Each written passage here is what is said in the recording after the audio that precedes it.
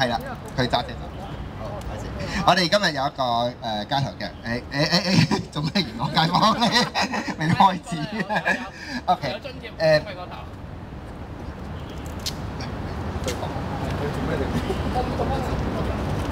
喂，政府官員，我咧住元朗嘅，咁咧我翻工其實都車費都好貴，我元朗出旺角都10幾蚊噶咯喎。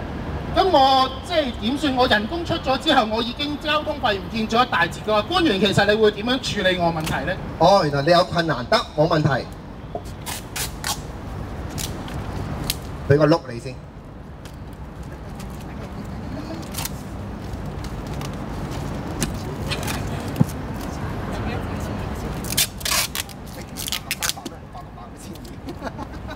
嗱，我俾多600蚊你㗎啦。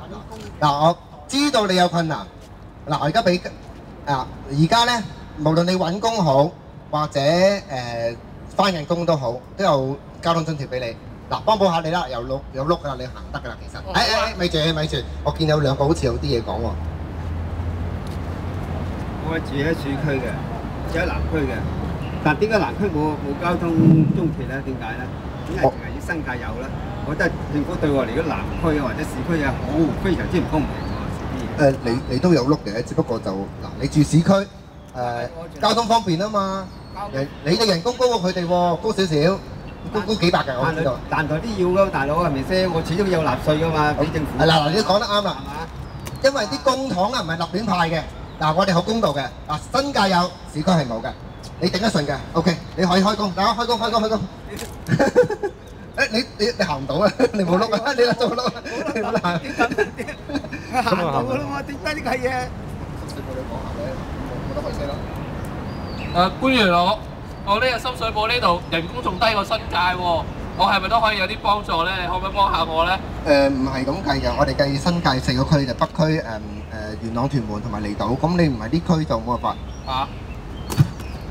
好啦，完啦，唔該晒。嗱，咁我哋呢個劇咧就主要係諷刺咧，政府咧係唔公平㗎，淨係咧如果係基於咧政策公平嘅原則咧，其實應該全港嘅低收入嘅市民啦或者勞工咧，應該係同時咧享有呢個交通費嘅津貼。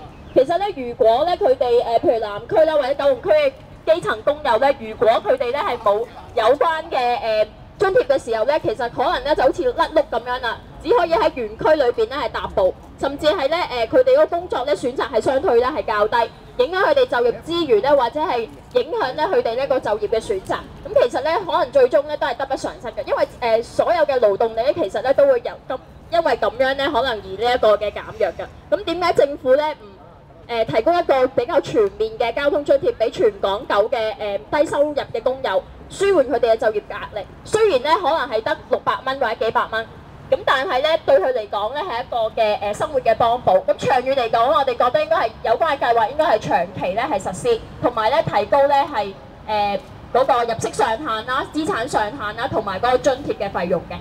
咁我哋今日嘅係啦，咁我哋最後咧就要遞咧我哋嘅簽名啦。咁我哋咧睇到啦，我哋有1、2、3、4、5、5、6，同埋仲有幾架車咧簽滿咗咧係我哋港九新界咧係收集到嘅市民簽名嘅。